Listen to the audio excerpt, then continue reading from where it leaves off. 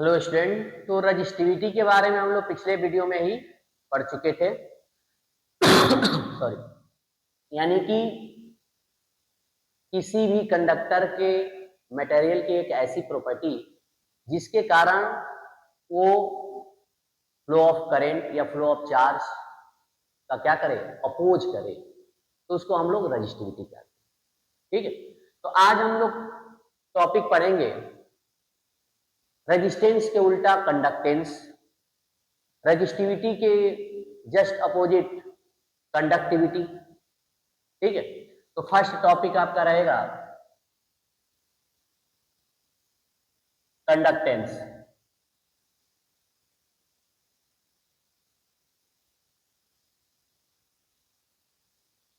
Conductance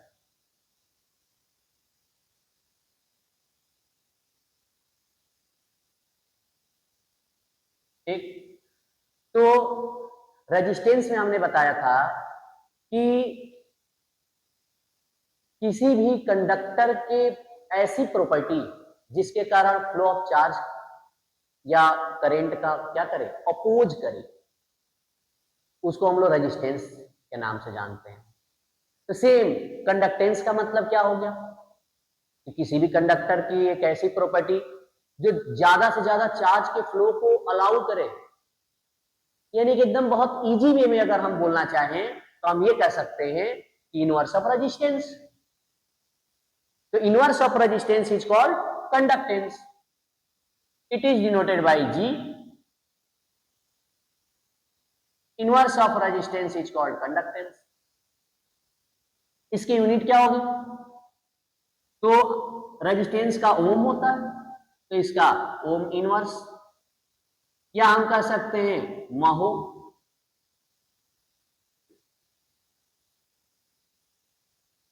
ठीक है, ohm inverse भी हो सकता है, महो भी हो सकता है, साइमेंस भी हो सकता है। इसकी यूनिट साइमेंस भी होता है। अब जस्ट इसी तरह से हम लोग, ये हो गया कंडक्टेंस। कंडक्टेंस को हम लोग जी से रिप्रेजेंट करते हैं। रजिस्टिविटी के opposite conductivity. Conductivity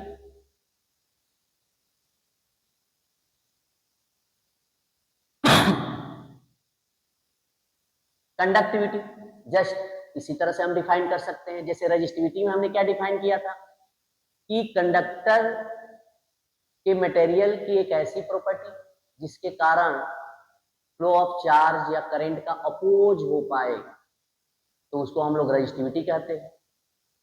just opposite कि कंडक्टर के मटेरियल की ऐसी प्रॉपर्टी जिसके कारण ज्यादा से ज्यादा चार्ज फ्लो कर पाए।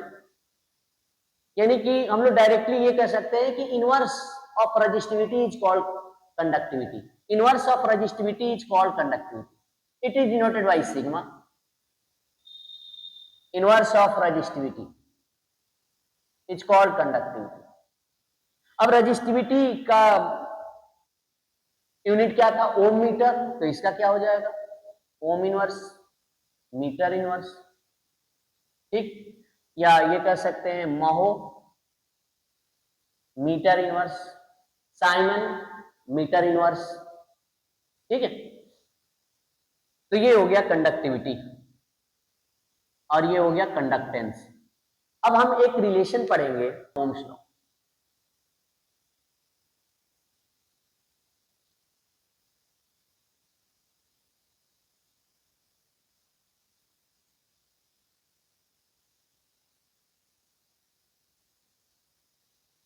तो हमारा नेक्स्ट टॉपिक है डिडक्शन ऑफ ओम्स लॉ।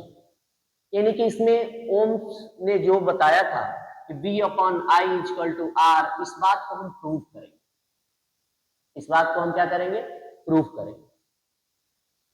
तो देखो, हमें ये इक्वल टू कांस्टेंट प्रूव करना है कि V upon I equal to constant होता है। तो इसके लिए हम जानते हैं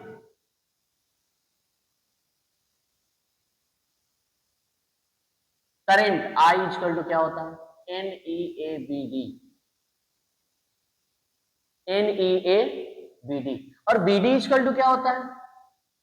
एक्चुअली हमने शुरुआत इसलिए ऐसे किया क्योंकि हमें करंट और वोल्टेज का रिलेशन चाहिए था। फिर हमें याद आया कि करंट का रिलेशन ड्रिफ्ट वेलोसिटी के साथ है और ड्रिफ्ट वेलोसिटी का रिलेशन पोटेंशियल डिफरेंस के साथ है। तो इसको हम इक्वेशन फर्स्ट मान सकते हैं। और ड्रिफ्ट वेलोसिटी का एक रिलेशन है EV/ml टाउ। यहां पर सब्स्टिट्यूट कर देंगे from equation first and second. तो क्या हो जाएगा? I इक्वल टू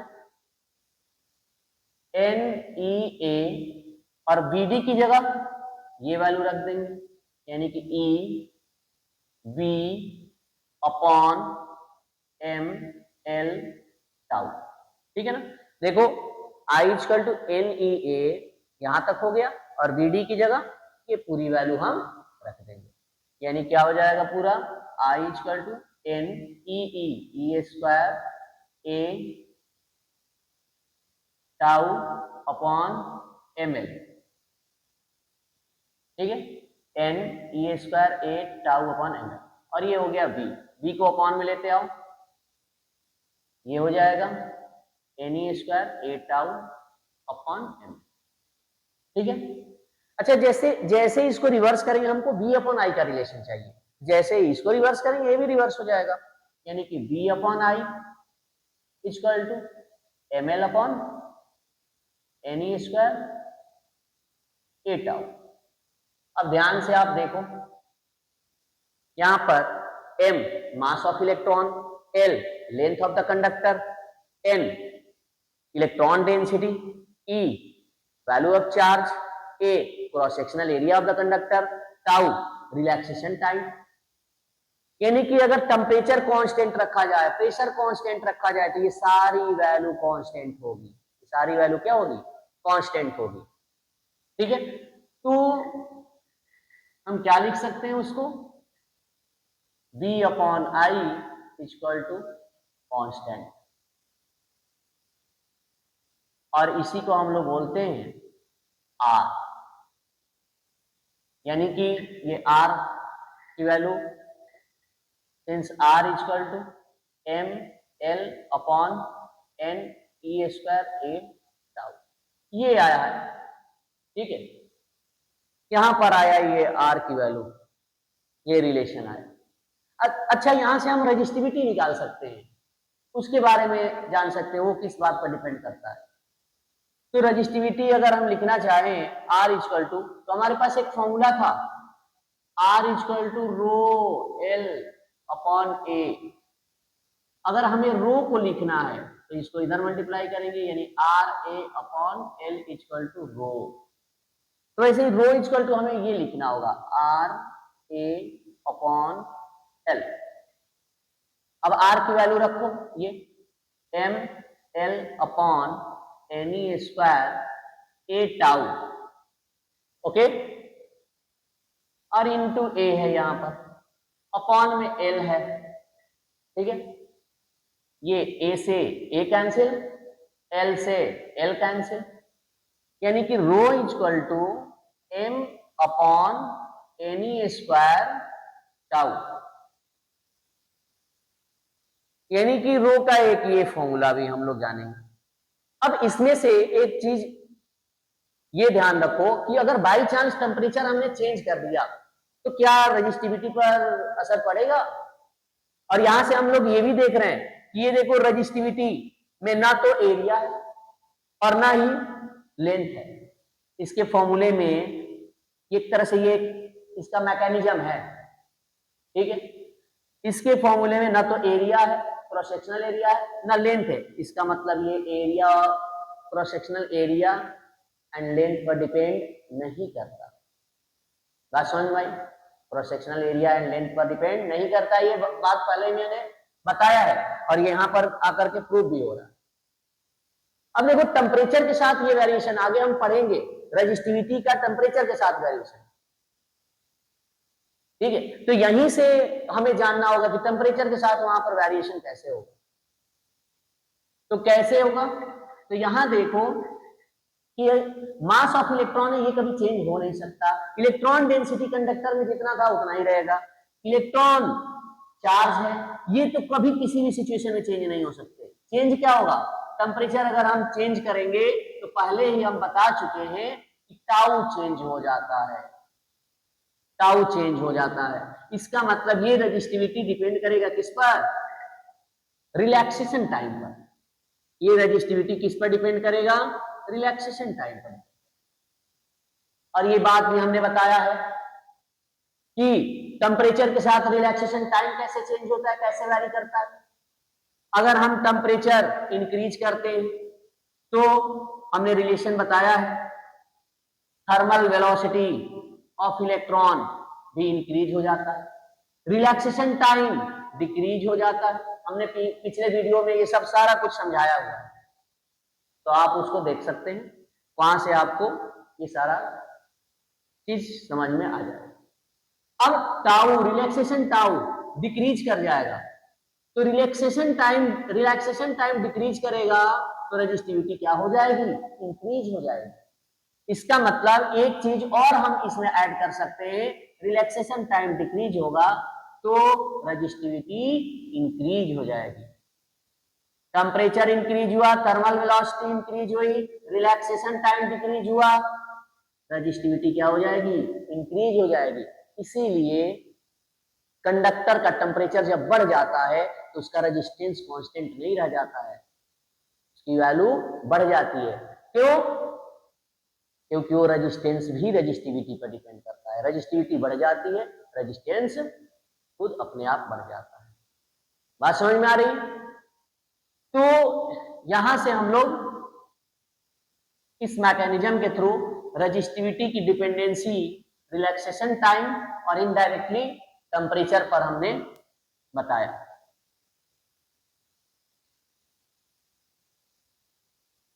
अब इन सभी चीजों पर हम लोग क्वेश्चन करेंगे। तो ये क्वेश्चन है,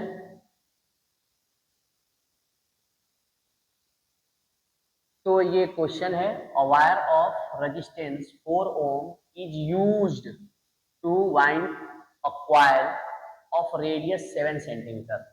ठीक है, कॉइल बनाया गया है, वाइंड किया गया है, जिसका रेडियस 7 सेंटीमीटर है।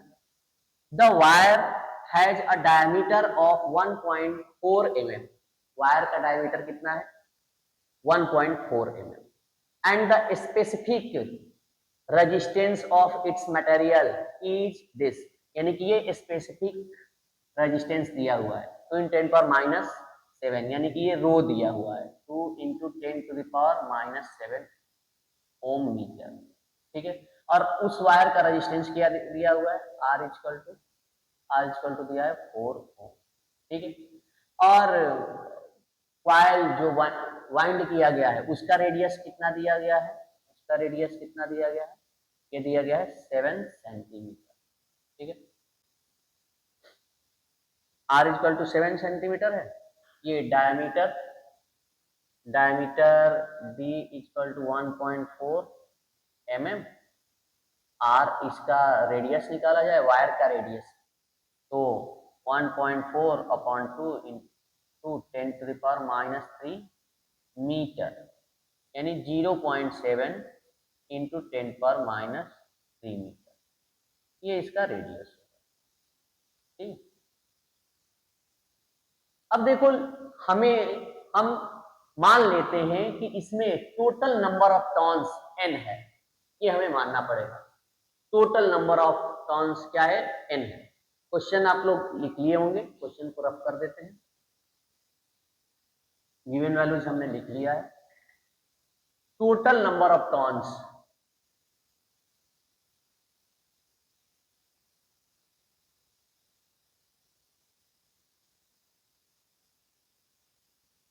टोटल नंबर ऑफ टर्न्स देखो, जैसे ये वायर है, वायर पर जैसे ऐसे समझो,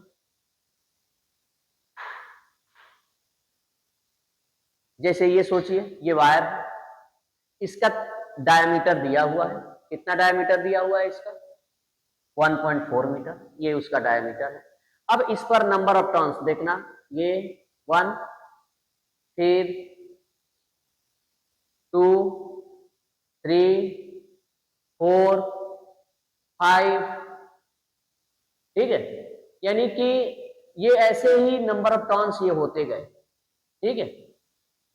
और उस इसका फिर इसका ये जो नंबर ऑफ टर्न्स हो रहे हैं ना, यानी कि ये बन रहा है, इसका रेडियस दिया हुआ है कितना, इसका रेडियस दिया हुआ है यहां पर 7 सेंटीमीटर, ठीक है। तो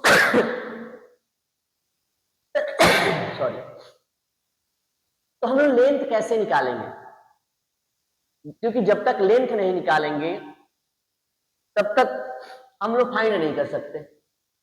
तो मान लेते हैं टोटल नंबर ऑफ टर्न्स, ये तो जो टर्न्स ऐसे ऐसे है, ये टोटल नंबर ऑफ टर्न्स कितना है, ये total number of turns n है, ठीक है। अब total number of turns n है, तो टोटल लेंथ कितना हम लोग लेंगे, टोटल लेंथ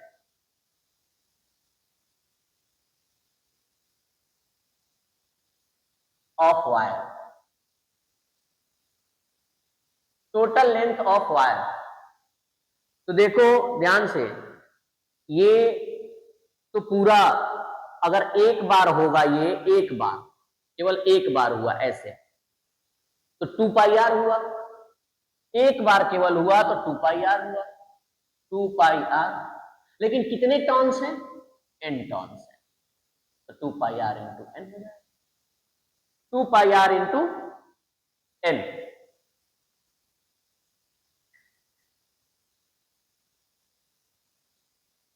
यानी कि लेंथ हमें पता चल गया, L equal to 2 pi R into N. R की वैल्यू रख लो, आर की वैल्यू कितना है 7 सेंटीमीटर, यानी कि 7 into 10 power minus 2 into N. हमें एल पता चल गया। अब देखो रेजिस्टेंस हमें पता है, रेजिस्टिविटी हमें पता है, ठीक है। यानी कि अगर हम रेजिस्टेंस का वैल्यू लिखे, आर इक्वल टू फॉर्मूला लिखे, R equal to rho L upon A, ये फॉर्मूला हम जानते हैं। तो रो हमें पता है, आर हमें पता है, एल हमें पता है। अगर ए भी निकाल ले, क्यों, क्योंकि हमें इसका भी वायर का डायमीटर भी पता है, तो ए भी निकल जाएगा। ये सारी वैल्यूज जब रख देंगे, एल की वैल्यू ये रख देंगे, तो हमें एन पता हो जाएगा, एन मालूम हो जाएगा। देखो कैसे करते हैं। आर की वैल्यू कितना है दिया है, 4 दिया है। रो की वैल्यू 2 इंटू 10 पावर माइनस 7 दे दिया, 2 into 10 to the power minus 7 दिया है। एल की वैल्यू यही वाला रख देंगे, 2 pi into 7 into 10 to the power minus 2 into N. Calculation हमने नहीं किया, हो सकता है बाद में कुछ ना कुछ कट जाए, कैंसिल हो जाए।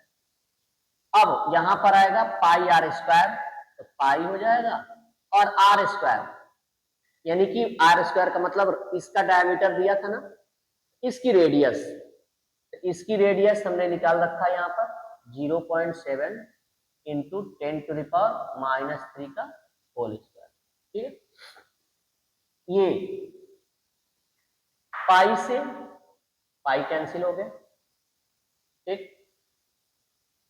अब ये 2 2 जा 4 और ये 4 कैंसिल हो जाएगा। इसको आप इधर लिख सकते हो 0.7 into 10 to the power minus 3 का होल स्क्वायर इक्वल टू, इस 7 को भी अपॉन में लेते आइए, 10 टू द पावर माइनस 2 और 10 टू द पावर माइनस 7, ये कितना हो जाएगा 10 टू द पावर माइनस 9 हो जाएगा। और ये यहाँ पर n लिख सकते हैं आप, यानी n इक्वल टू, अब इसको हम लोग क्या लिख सकते हैं 0.7 मल्टीप्लाई 0.7 इंटू 10 पर माइनस 6 अपॉन 7 इंटू 10 पर माइनस 9,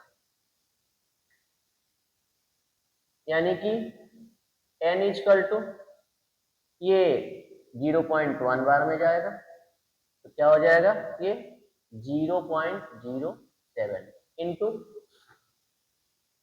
ये 10 पर माइनस 9 है, ऊपर कर दो, 10 टू पावर माइनस 6 प्लस 9 हो जाएगा। n इक्वल टू कितना होगा 0.07 इंटू 10 टू द पावर 3, अब इसमें ये 10 पावर 3 है, मल्टीप्लाई करोगे क्या हो जाएगा 70। इसका मतलब टोटल नंबर ऑफ टर्न्स कितना हुआ 70 आए, टोटल नंबर ऑफ टर्न्स 70 आए। लिख लीजिए जल्दी से।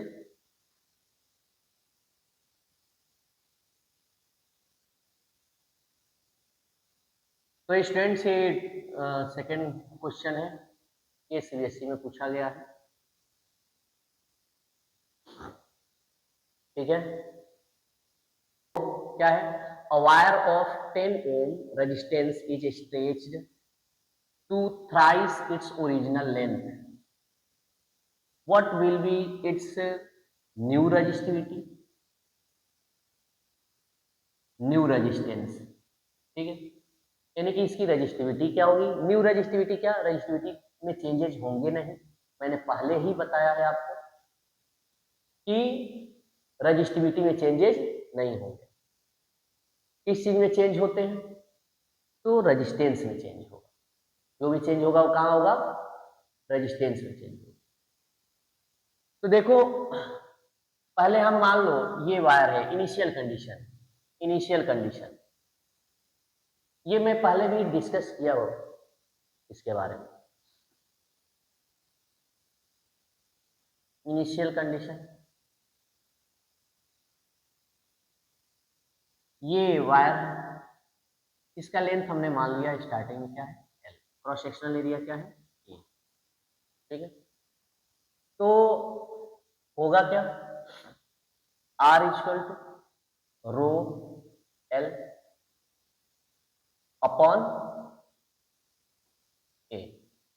देखो फर्स्ट क्वेश्चन तो आपको ऐसे ही आंसर दे देना है कि resistivity does not depend on length and cross sectional area, ये मैं बता चुका हूं पहले, ठीक है, कि किसी भी ये कंडक्टर की रेजिस्टिविटी उसके लेंथ और क्रॉस सेक्शनल एरिया पर डिपेंड नहीं करता।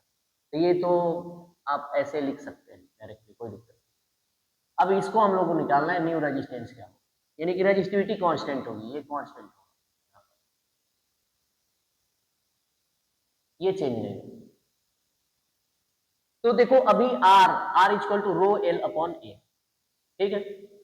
अब क्वेश्चन में ये कहा कि थ्राई, यानी कि इसको स्ट्रेच कर दिया गया, खींच दिया गया, और लेंथ कितना कर दिया गया थ्राइस, यानी कि ओरिजिनल जो लेंथ था, ओरिजिनल लेंथ के 3 टाइम्स कर दिया गया, ओरिजिनल लेंथ के 3 टाइम्स कर दिया गया, ठीक है। यानी कि अब ये लेंथ नया जो हो गया वो 3L हो। तो मैंने एक कॉन्सेप्ट वहां पर सिखाया था पिछले वीडियो में, जहां पर हमने रेजिस्टिविटी का ये रिलेशन बताया है रो L अपॉन A, वहां पर ही हमने ये समझाया था कि अगर लेंथ में n टाइम्स इंक्रीमेंट होता है तो क्रॉस सेक्शनल एरिया उतना ही डिक्रीज कर जाएगा, यानी कि A अपॉन n हो जाएगा।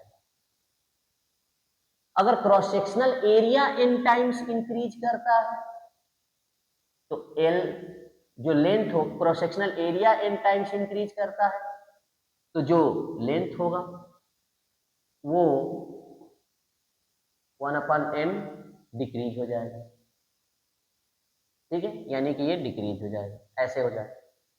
तो सेम कॉन्सेप्ट यहां पर हमें अप्लाई करना है कि अगर लेंथ इंक्रीज हुआ 3 टाइम्स तो क्रॉस सेक्शनल एरिया डिक्रीज होगा, खींचेंगे कोई चीज तो उसकी थिकनेस डिक्रीज होगी, तो क्या हो जाएगा डायमीटर A/3 हो जाएगा।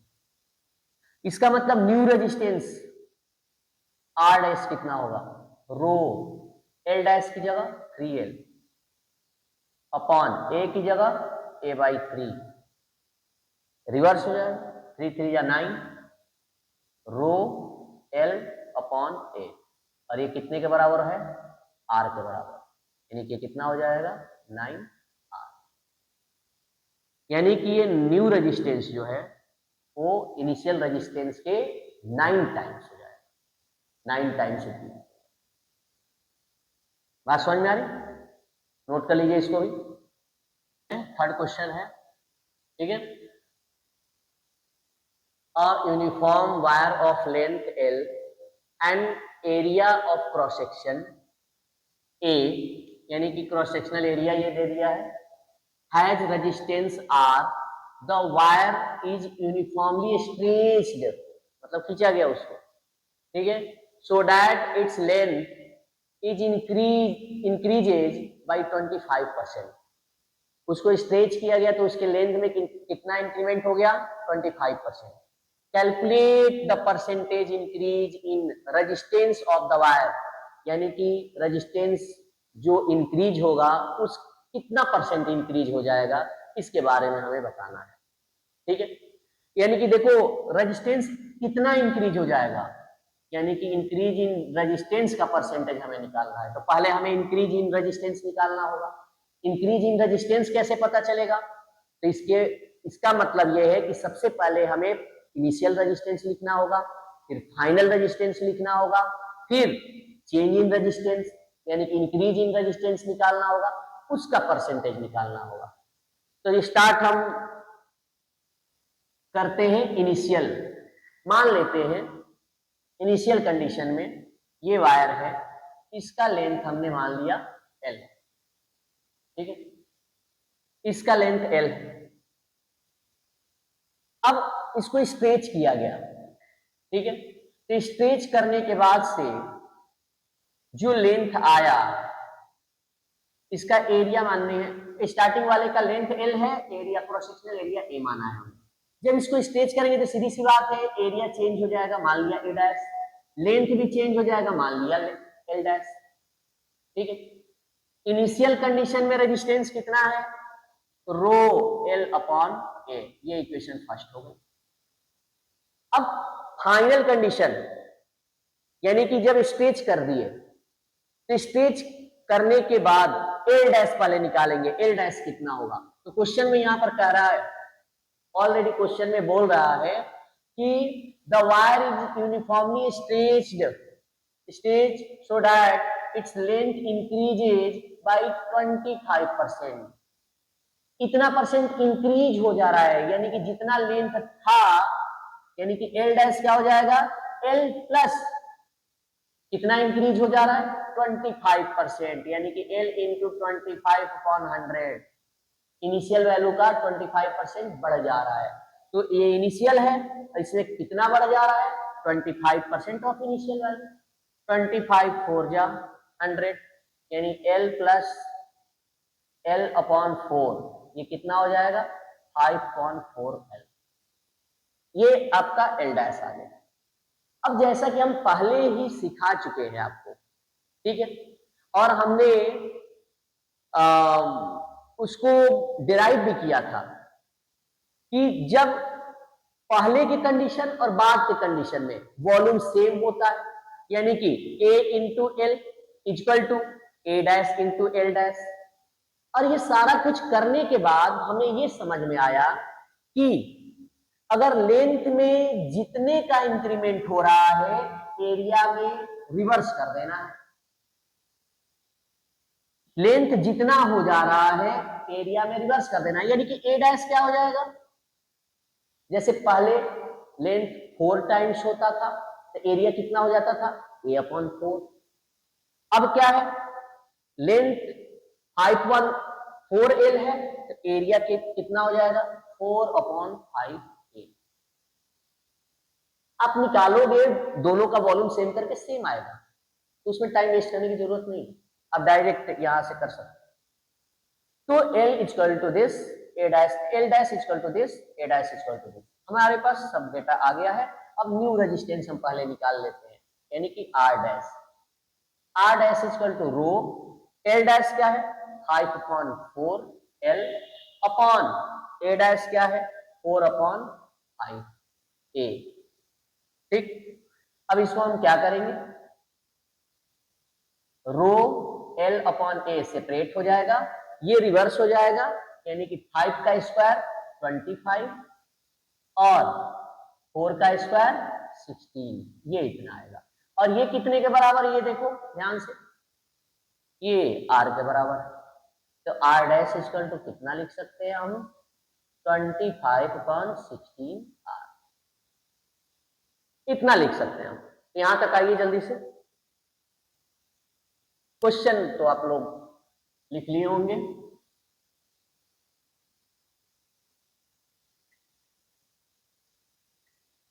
अब देखो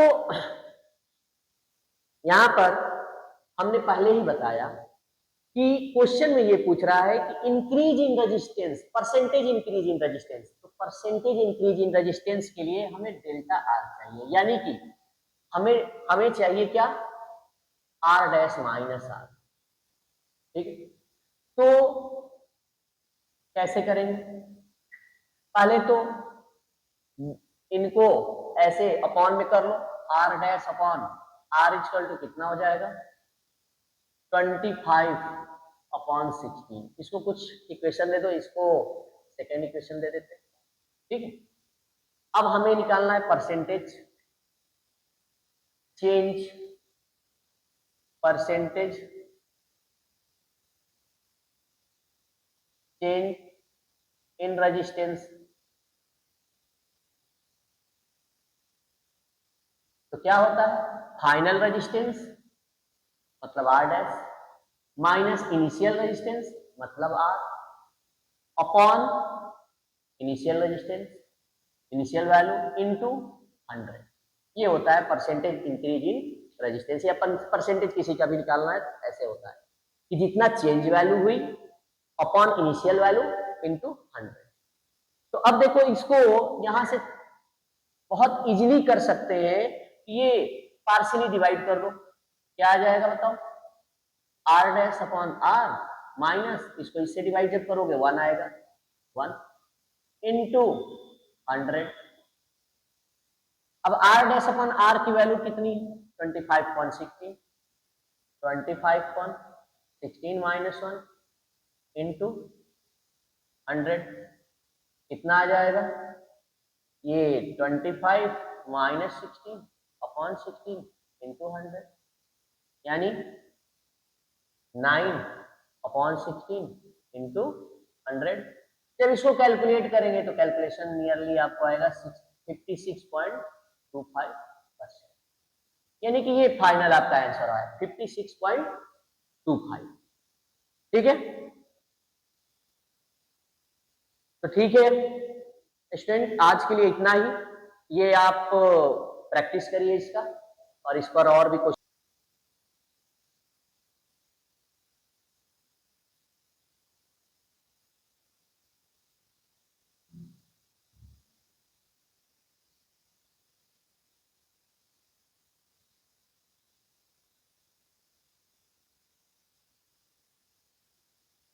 तो ये 25 minus 16 upon 16 into 100 equal to 9 upon 10 into 100, और इसको कैलकुलेट करने के बाद ये आंसर आएगा। ठीक है, तो ठीक है, इसके बाद से हम लोग नेक्स्ट वीडियो में इस पर और भी हम लोग क्वेश्चन पढ़ेंगे, क्वेश्चन करेंगे, कंपटीशन के और भी क्वेश्चन इस पर करेंगे। ठीक है, और भी क्या कितने टाइप्स इसके क्वेश्चंस हो सकते हैं, उसके बाद नेक्स्ट टॉपिक पढ़ेंगे।